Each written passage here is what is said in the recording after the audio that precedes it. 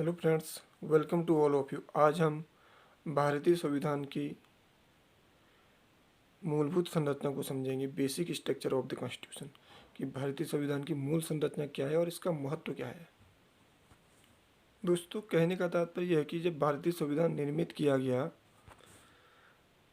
उस समय भारतीय संविधान के आधार स्तंभ क्या थे, अर्थात भारतीय संविधान किन आधार स्तंभों पर खड़ा होता था, वे कौन से आधार थे, वे कौन से बेसिक्स थे जिन पर भारतीय संविधान खड़ा होता है। तो आज उन आधार स्तंभों के बारे में जानेंगे, क्योंकि क्योंकि कोई भी चीज़ जो होती है वो अपनी नींव के आधार पर, अपनी फंडिशन के आधार पर ही यह तय करती है कि वो कितने समय तक खड़ी रहेगी।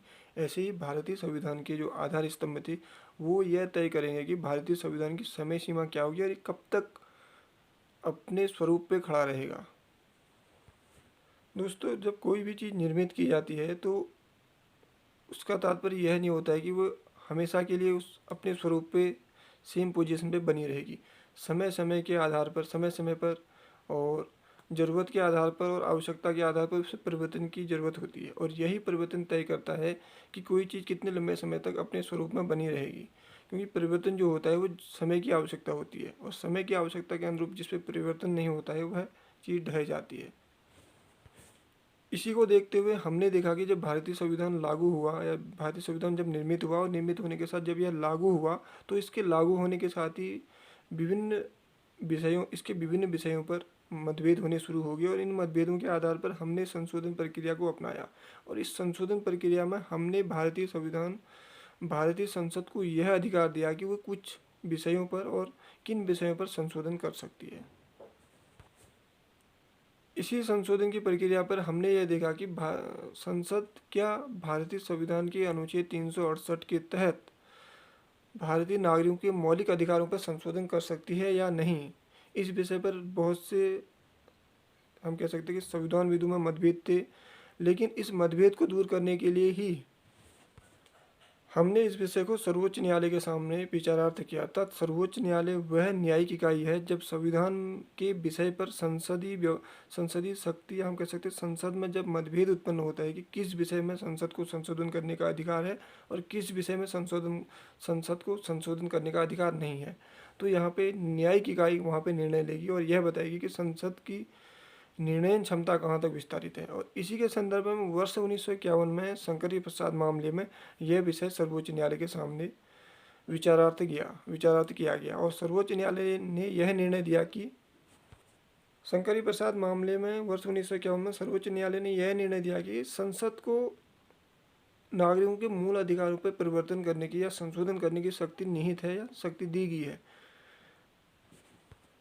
अर्थात सर्वोच्च न्यायालय ने यह कहा कि संसद को अनुच्छेद 368 के तहत नागरिकों के मूल अधिकारों में संशोधन की शक्ति है, मूल अधिकारों के विषय में संशोधन करने की शक्ति है। लेकिन अनुच्छेद 13 के अंतर्गत विधि शब्द में केवल सामान्य विधियां आती हैं, न कि संवैधानिक संशोधन अधिनियम। अर्थात सर्वोच्च न्यायालय ने यह बताया कि अनुच्छेद 13 में जो विधि की परिभाषा है उसके अंतर्गत केवल सामान्य विधियां आएंगी, न कि संविधान संशोधन नामक विधियां। अर्थात जब संविधान संशोधन किया जाएगा तो वो भी कहीं ना कहीं विधि के शब्द की परिभाषा में आता है, लेकिन सर्वोच्च न्यायालय ने यह कहा कि अनुच्छेद 13 की जो विस्तारित स्वरूप है, जो उसकी विस्तारित परिधि है, उसमें केवल सामान्य विधियां आएंगी, संवैधानिक संशोधन विधियां नहीं आएंगी। क्योंकि संवैधानिक संशोधन प्रक्रिया जो होती है वो एक विशेष प्रोसीजर से गुजरती है, उसमें संसद के का विशेष बहुमत होता है, अर्थात थ्री थ्री हम कैसे 3/4 बहुमत होता है, 3/4। वहीं आधे से अधिक राज्यों का भी विशेष बहुमत होता है। तो इस प्रक्रिया को हमने देखा कि उसने विधि के जो परिभाषा दी अनुच्छेद 13 में वो सामान्य विधियों तक ही सीमित रखी। अर्थात जब संविधान संशोधन किया जाएगा तो वो सामान्य विधि से बाहर होगी। सुप्रीम कोर्ट ने वर्ष 1951 के शंकरी प्रसाद मामले में अंततः यह बता दिया कि संसद को यह अधिकार है कि वो मूल अधिकारों को संक्षिप्त भी कर सकती है, उसको विस्तारित भी कर सकती है, यहाँ तक कि जो कोई अगर मूल अधिकार नागरिकों को दिया गया है तो उसको वापस भी ले सकती है। तो दोस्तों, हम जानते हैं कि धीरे धीरे क्या हुआ कि जब वर्ष 1951 में जो सर्वोच्च न्यायालय का डिसीजन संसद की शक्ति को विस्तारित करने के संदर्भ में आया कि संसद किन विषयों को के मूल अधिकारों को छीन सकती है और किन विषयों में मूल अधिकारों को बढ़ा सकती है, तो बाद में इस विषय पर मतभेद होने शुरू हुए। इसी मतभेद को देखते हुए हमने यह देखा कि बार बार विषय उठने शुरू हुए नागरिकों के मूल अधिकारों के संदर्भ में। इसके बाद जब मूल अधिकारों के संदर्भ में ही विषय सर्वोच्च न्यायालय के समक्ष विचारार्थ रखा गया तो वर्ष 1967 में गोरखनाथ मामले में सर्वोच्च न्यायालय ने अपने पूर्ववर्ती निर्णय को ही पलट दिया। कहने का तात्पर्य है कि सर्वोच्च न्यायालय ने अपने पूर्व जो निर्णय लिया गया था, जिसमें मूल अधिकारों पर संक्षिप्त करने की शक्ति संसद को दी गई थी, कुछ मूल अधिकारों को वापस लेने की भी शक्ति संसद को दी थी, उसको बदल दिया गया। तो यहाँ पर हम ये देखते हैं कि दोस्तों कि सर्वोच्च न्यायालय भी समय समय पर यह देखता है कि किन विषयों पर उसने जो निर्णय पूर्व में दिए गए थे उस पर संशोधन करने की ज़रूरत है और किन विषयों पर उसके द्वारा लिए गए निर्णयों को बदल के नया निर्णय देने की ज़रूरत है। यही दिखाता है कि हमने अपने भारतीय व्यवस्था में भारत की न्यायपालिका को भी यह शक्ति दी है कि वो अपने पूर्व के निर्णय को जज कर सके, उसका सुपरविजन कर सके, उसका निरीक्षण कर सके, उसकी स्क्रूटनी के बाद उस पर नया निर्णय ले सके। और यह नया निर्णय ही यह तय करता है कि हम भारत के नागरिकों के, उसके व्यक्तियों की ज़रूरत की आवश्यकता के अनुरूप समय समय पर अपने द्वारा दिए गए निर्णय को भी बदल रहे हैं, ताकि हम ज़रूरत की आवश्यकता के अनुरूप साम्य स्थापित कर सकें, एक न्यायिक साम्य स्थापित कर सकें और एक लोकतांत्रिक, हम कह सकते हैं कि संतुलन बना सकें। क्योंकि गोलकनाथ मामला जो था वर्ष 1967 में, इसमें सर्वोच्च न्यायालय ने अपने पूर्व वाले निर्णय को बदल दिया गया था। वर्ष 1964 में 17वें संविधान संशोधन अधिनियम का जो निर्णय सर्वोच्च न्यायालय ने दिया था, उसी निर्णय को इसने गोलकनाथ निर्णय 1967 में बदल दिया था। कहने का तात्पर्य है कि सर्वोच्च न्यायालय ने यह देखा कि वर्ष 1964 में उसने जो निर्णय सुनाया था, वो निर्णय उसने यह महसूस किया कि बाद में यह नागरिकों के हितार्थ नहीं, इसलिए उसने अपने निर्णय को बदलते हुए नया निर्णय सुना, जिसमें यह बताया गया कि अर्थात संविधान की 9वीं अनुसूची के अंतर्गत राज्य द्वारा जो कार्रवाई की जाएगी, 9वीं अनुसूची के विषय में राज्य अगर कोई कार्रवाई करते हैं तो राज्य की कार्रवाई करने की शक्ति, उसकी हम कह सकते हैं कि पावर ऑफ वर्किंग एबिलिटी कहाँ तक होगी, विस्तारित होगी, यह 9वीं अनुसूची हम कह सकते हैं कि इस निर्णय में निर्धारित किया। क्योंकि यहाँ पे सर्वोच्च न्यायालय ने यह देखा कि राज्य नामक इकाई को इतनी भी शक्ति ना दी जाए कि वो अपनी दी गई शक्ति की मर्यादा के बाहर जाके कार्य करे या दी गई शक्ति का दुरुपयोग करे। क्योंकि इसी दुरुपयोग की स्थिति को रोकने के लिए ही सर्वोच्च न्यायालय ने यह निर्णय दिया और इसमें नागरिकों के मूल अधिकारों को संरक्षित करने की बात की गई। यह गोलकनाथ मामला ही था दोस्तों, जहाँ पे सर्वोच्च न्यायालय ने यह महसूस किया कि नागरिकों के मूल अधिकारों को लोकोत्तर और हम कह सकते हैं कि अपरिवर्तनीय स्थान प्राप्त है। यहाँ पे नागरिकों के मूल अधिकारों को सर्वोच्चता प्रदान की गई। यह बताया गया कि नागरिक के मूल अधिकारों को लेके ही अन्य व्यवस्थाएं संचालित होंगी, अर्थात अन्य व्यवस्थाएं नागरिकों के मूल अधिकारों पर प्रभावी नहीं रहेंगी। क्योंकि हमने यह देखा कि जब हमने भारतीय लोकतांत्रिक व्यवस्थाओं को निर्मित किया, उनको व्यवस्थित किया और उनको संचालित किया, तो उनके मूल में नागरिक केंद्र बिंदु बन के खड़ा हुआ था। नागरिक को हमने मूल में खड़ा किया और उसको आधार मानते हुए ही हमने व्यवस्थाएं निर्मित की और व्यवस्थाओं को उसकी परिधि में संचालित करने की कोशिश की, ताकि नागरिक के हितों के साथ कोई समझौता न किया जा सके। अगर हम नॉर्मली भी देखें दोस्तों, कोई भी संस्था विशेष जो लोकतांत्रिक रूप से निर्मित होती है, वो नागरिक के हितों को साधने के लिए, उसके हितों की पूर्ति के लिए ही निर्मित की जाती है। कोई भी संस्था जो नागरिकों के हितों के खिलाफ जाके कार्य करती है, उसमें सर्वोच्च न्यायालय न्यायिक रूप से समीक्षा करते हुए उसको बाधित कर देता है, उसको रोक देता है। और यही हमारी लोकतांत्रिक व्यवस्थाओं की खूबसूरती है कि हमने नागरिक की आवश्यकताओं की पूर्ति को और नागरिक के हितों की पूर्ति को प्राथमिकताएं दी।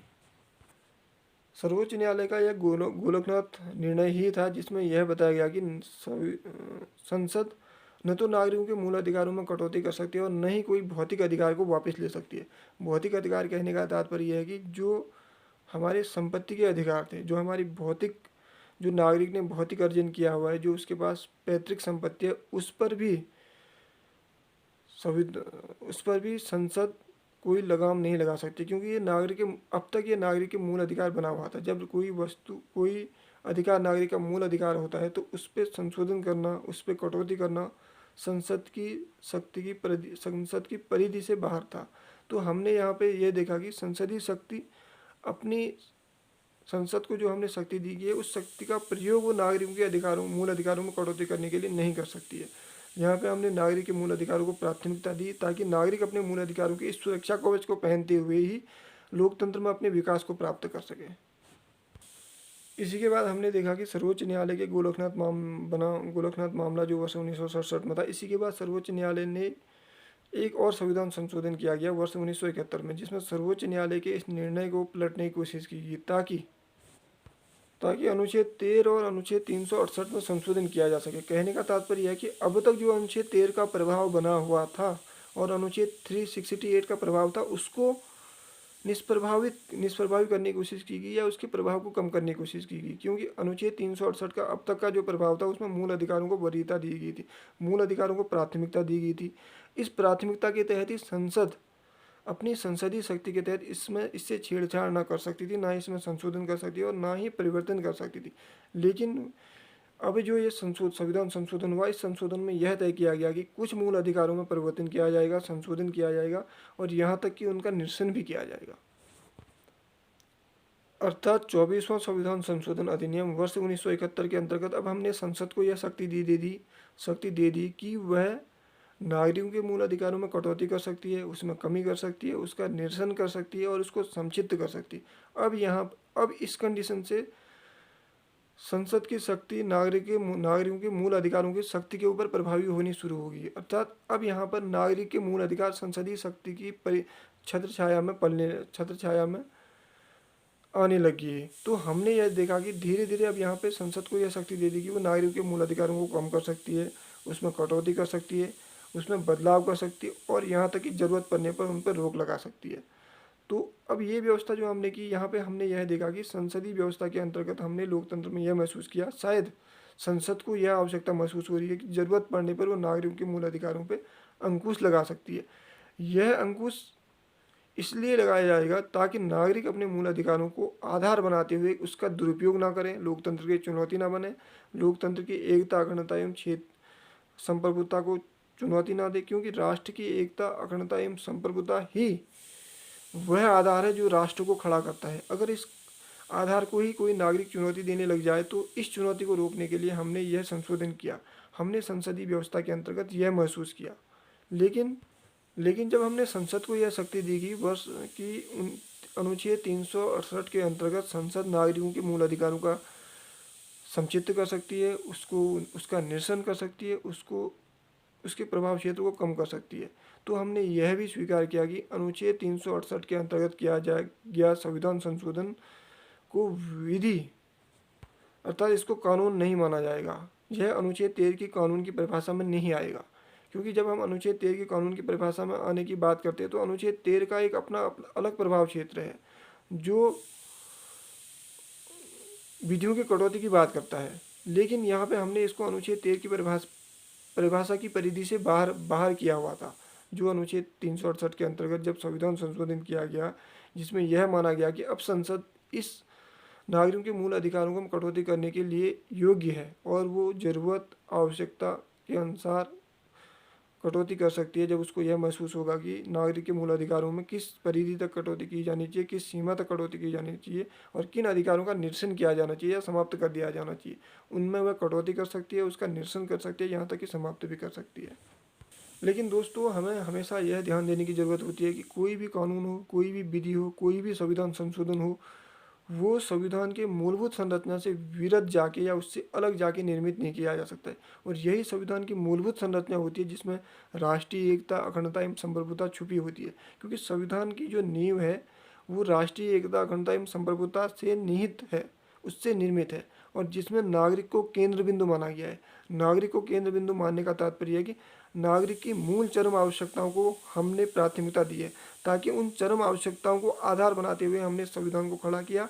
और इस संविधान को जब भी हमने खड़ा किया तो जब इसमें समय समय पर हमने परिवर्तन करने की कोशिश की, तो यह परिवर्तन की शैली, यह परिवर्तन करने की हमारी कोशिश ही यह दर्शाती है कि हमने ज़रूरत की आवश्यकता के अनुरूप, नागरिक की आवश्यकताओं के अनुरूप ही परिवर्तन किया है, इससे विरुद्ध जाके नहीं।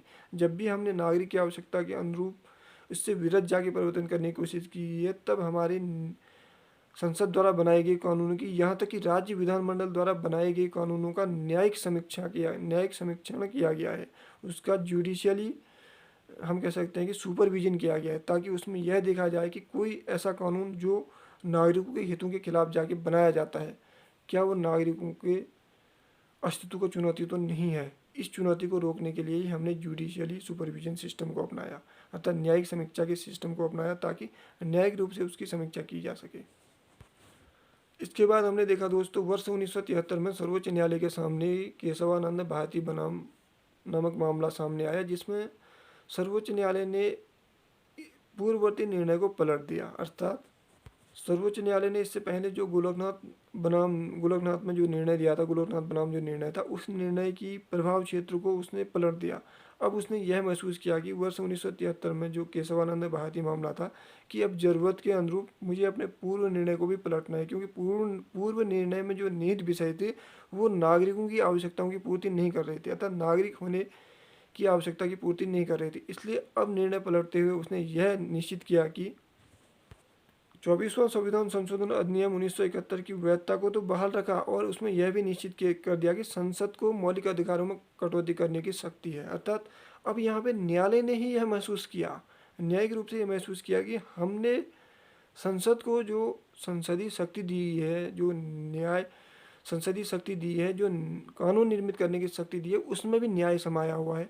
एक ऐसा न्याय जो संसद को संसदीय गरिमा के अंतर्गत प्राप्त है, ताकि संसद निर्णय ले सके कि नागरिकों के हितों के लिए किस कानून का निर्मित किया जा सके और किस कानून को निर्मित नहीं किया जा सके। यहाँ पे गौर करने वाली बात यह है दोस्तों कि अब न्यायपालिका ने भी यह महसूस किया कि संसद की जो विधायी निर्माण की प्रक्रिया है, जो विधि निर्माण करने की शक्ति है, वो भी कहीं ना कहीं न्यायिक शक्ति है। और इस न्यायिक शक्ति को बनाए रखने के लिए उसने संसद को कुछ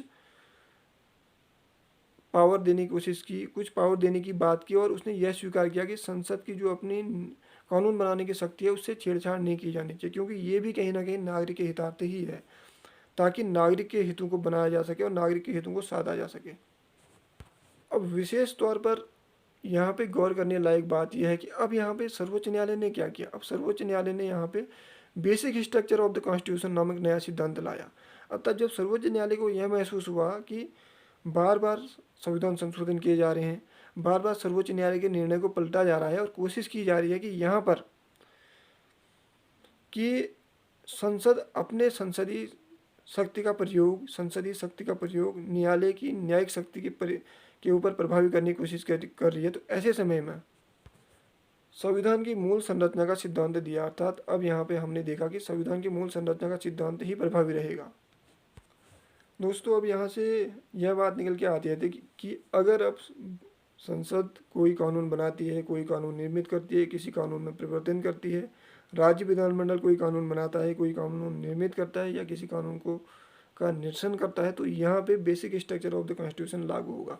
अर्थात अब संसद की संसदीय शक्ति और राज्य विधानमंडल की विधानमंडलीय शक्ति basic structure of the constitution की परिधि में रहते हुए ही कानून निर्मित करेगी। इसके विरुद्ध जाके, इसके खिलाफ जाके कोई कानून निर्मित नहीं किया जाएगा। अब यह basic structure of the constitution क्या है, यह हम समझने की कोशिश करेंगे, क्योंकि यही नागरिक होने के अधिकारों की पूर्ति करता है और राष्ट्र के लोकतांत्रिक अधिकारों की पूर्ति करता है। अब संसद कोई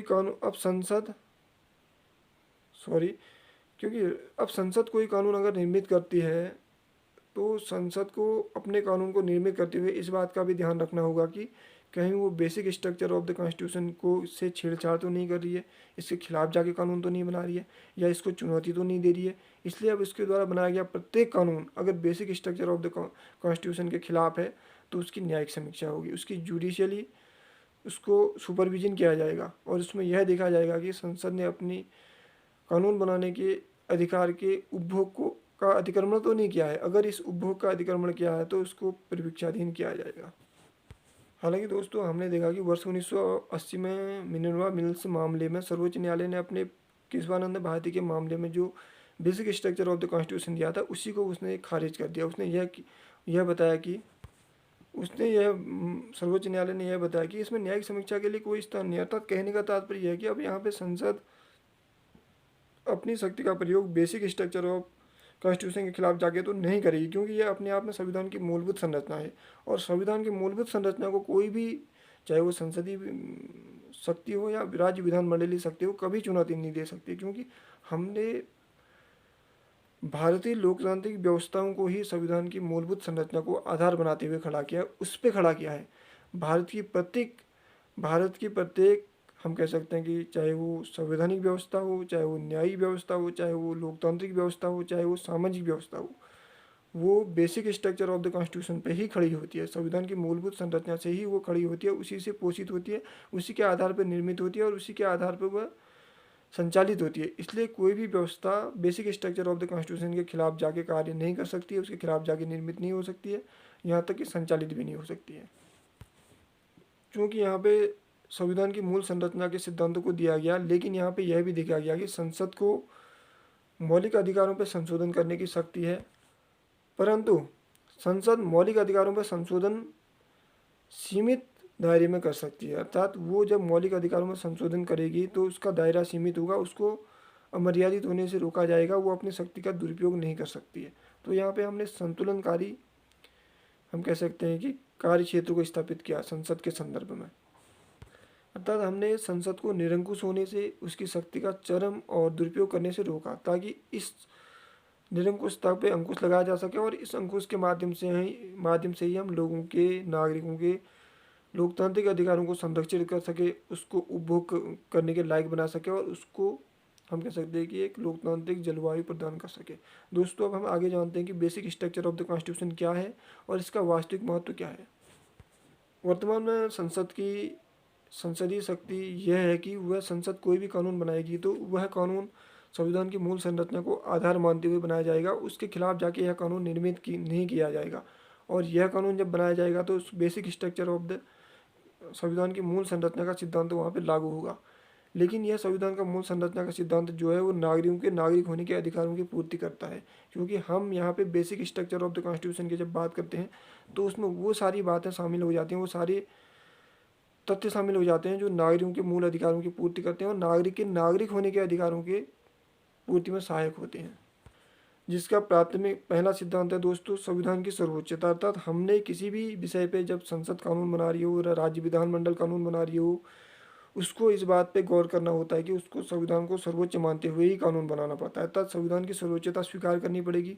संविधान की सर्वोच्चता स्वीकार करने का तात्पर्य है कि संविधान में निहित विषयों का उल्लंघन वह कानून बनाते हुए नहीं कर सकती है और अपने कानून बनाने की शक्ति के माध्यम से वो संविधान को चुनौती नहीं दे सकती है। दूसरा है भारतीय राज्य की सार्वभौम लोकतांत्रिक गणराज्य की प्रवृत्ति। अर्थात भारतीय राजनीति की जो प्रवृत्ति है, सार्वभौम लोकतंत्रात्मक एवं गणतंत्रात्मक प्रवृत्ति, अर्थात हमने जो भारतीय राजनीति की प्रवृत्ति अपनाई है उसके खिलाफ जाके न संसद कानून बनाएगी और न ही राज्य विधानमंडल कानून बनाएगा। इसके बाद है दोस्तों संविधान का धर्मनिरपेक्ष चरित्र। अर्थात संविधान का जो धर्मनिरपेक्ष चरित्र है, जिसमें सभी धर्मों को समान रूप से पोषित किया जाता है, पुष्पित किया जाता है, पल्लवित किया जाता है और राज्य का अपना कोई धर्मनिरपेक्ष धर्म नहीं होगा। राज्य धर्मनिरपेक्ष चरित्र में हमेशा कार्य करेगा। यह संविधान का basic structure of the constitution में समाहित है, क्योंकि इसी के माध्यम से हम भारत के प्रत्येक नागरिक को अवसर देते हैं कि वो अपने धर्म को समान रूप से उपभोग करे, उसका पालन करे और उसको मनाए। इसके बाद आता है दोस्तों विधायिका, कार्यपालिका एवं न्यायपालिका के मध्य शक्तियों का विभाजन। प्रत्येक लोकतांत्रिक संस्था के लिए सीमित दायरे के अंतर्गत शक्तियाँ दी गई है और इन शक्तियों का दुरुपयोग वह नहीं कर सकती है और अपनी शक्तियों का अतिक्रमण भी नहीं कर सकती है। इसके बाद है दोस्तों संविधान का संघीय स्वरूप। अर्थात संविधान में जो हमने संघीय स्वरूप अपनाया गया है, जिसमें यह बताया गया कि हम संघ को प्राथमिकता देंगे। अर्थात इसमें हमने कोशिश यह की कि केंद्र को शक्तियों में प्राथमिकता दी जाएगी, लेकिन शक्तियों का हमने विभाजन किया हुआ है। शक्तियाँ लोकतांत्रिक रूप से विभाजित की गई हैं और शक्तियों का जो झुकाव क्षेत्र वो केंद्र की तरफ रहेगा। अतः केंद्र की जो शक्तियाँ हैं वो तो प्रभावी रहेंगी, लेकिन जो अन्य शक्तियाँ हैं उनका भी अपना एक विशेष महत्व रहेगा, उसको उल्लंघन नहीं किया जाएगा। और यह जो शक्तियों का संघीय स्वरूप है, यही निर्मित करता है कि भारत विविधता में हम कह सकते हैं कि अनेकता में एकता और विविध स्वरूप को संरक्षित करता है और यही विविध स्वरूप को संरक्षित करना ही भारतीय लोकतांत्रिक व्यवस्था को, डेमोक्रेटिक सिस्टम को संरक्षित करता है। इसके बाद है दोस्तों राष्ट्र की एकता एवं अखंडता, जो राष्ट्र के आधार स्तंभ है, जिसके बिना राष्ट्र निर्मित नहीं हो सकता है। इसको संरक्षित करना, इसको बनाए रखना और इसको संविधान का basic structure of the constitution माना गया है। इसके बाद कल्याणकारी राज्य, सामाजिक एवं आर्थिक न्याय। कल्याणकारी राज्य में ही सामाजिक एवं आर्थिक न्याय समाहित है। जब हम कल्याणकारी राज्य की बात करते हैं तो हम नागरिक को न्याय देने की बात करते हैं। नागरिक के विभिन्न क्षेत्रों में न्याय देने की बात करते हैं। जहाँ पे नागरिक अपने नागरिक होने की भूमिका में होता है, वहाँ पे वो न्याय का, हम कह सकते हैं कि, अधिकारी होता है। तो इस न्याय को बनाए रखने के लिए हमने कल्याणकारी राज्य की स्थापना की। इसके बाद है दोस्तों जुडिशली सुपरविजन, न्यायिक समीक्षा कि न्यायालय किन क्षेत्रों में हस्तक्षेप करके न्याय करने की कोशिश कर सकता है। जब न्यायालय को यह महसूस हुआ कि नागरिक के अधिकारों का हनन किया जा रहा है, तो न्यायालय जो है वहाँ पे जुडिशियली, हम कह सकते हैं, न्यायिक रूप से समीक्षा कर सकता है, ताकि संस्थाओं को बेलगाम होने से, संस्थाओं को अमर्यादित होने से और उनके अधिकारों के दुरुपयोग करने से रोका जा सके। इसके बाद वैयक्तिक स्वतंत्रता, व्यक्ति विशेष की स्वतंत्रता एवं गरिमा, जो नागरिक होने के आधार स्तंभ हैं और मानव के मानव होने के आधार स्तंभ हैं, और यही आधार स्तंभ हमने संविधान के basic structure of the constitution में लिए हैं। क्योंकि जब हम न्यायिक स्वतंत्रता एवं न्यायिक गरिमा का संरक्षण करेंगे, व्यक्तिगत स्वतंत्रता का संरक्षण करेंगे, तब हम उस राष्ट्र को संरक्षित कर पाएंगे। क्योंकि नागरिक जो है, व्यक्ति जो है, वो राष्ट्र का अटूट हिस्सा होता है। इस अटूट हिस्से को बनाए रखने के लिए हमको नागरिक की गरिमा, उसकी स्वतंत्रता का संरक्षण करना पड़ेगा। तब जाके नागरिक अपनी स्वतंत्रताओं का उपभोग कर सकेगा, अपनी गरिमा का उपभोग कर सकेगा। इस उपभोग की दशा के माध्यम से ही वह राष्ट्र में अपना एक नागरिक होने का दायित्व का निर्वहन कर सकेगा। यह निर्वहन बना रहे, इसलिए हमने इसको भारतीय संविधान की basic structure of the constitution में इसको समाहित किया, इसको ग्रहण किया।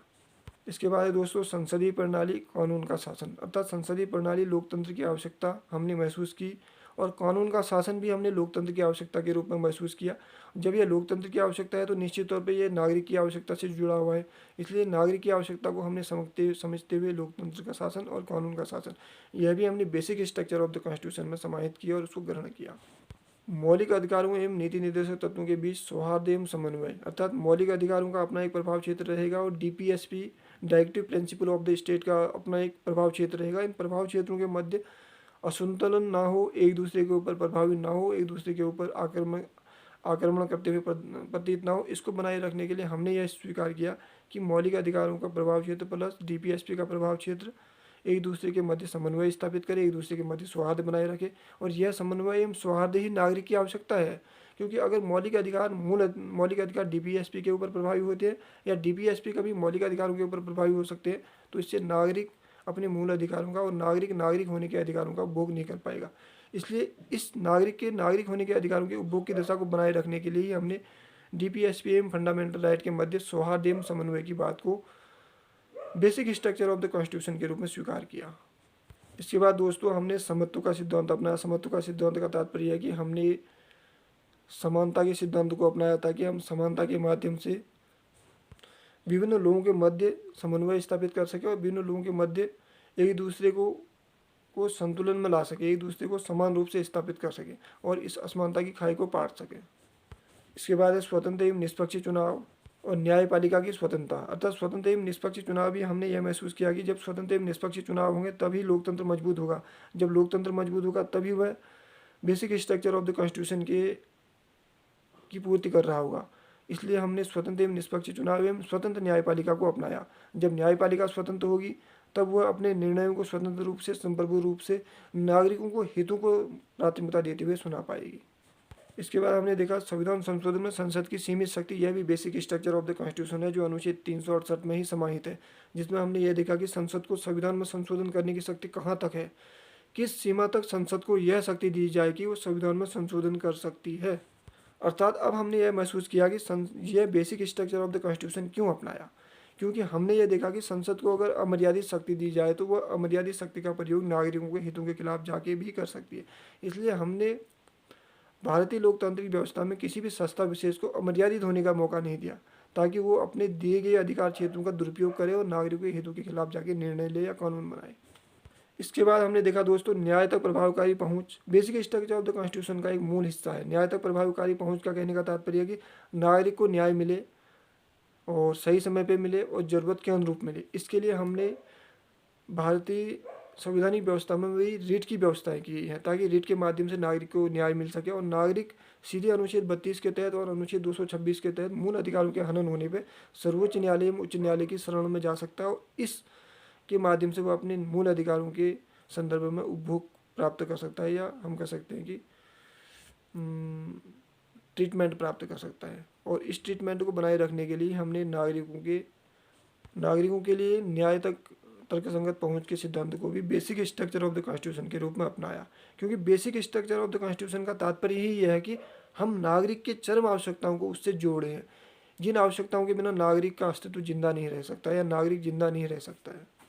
अनुच्छेद 32, अनुच्छेद 136 एवं 141 तथा अनुच्छेद 142 के अंतर्गत सर्वोच्च न्यायालय को प्राप्त शक्तियाँ, ये भी basic structure of the constitution है। दोस्तों, इसके बाद समय समय पर basic structure of the constitution में हमने विभिन्न विषय जोड़े जो नागरिक की उस समय की जरूरत की आवश्यकता के अनुरूप, साथ साथ समय के परिवर्तन में जो हमने जरूरत की आवश्यकताएं महसूस की, वो भी हमने नागरिक के बेसिक संविधान के basic structure of the constitution में जोड़ा।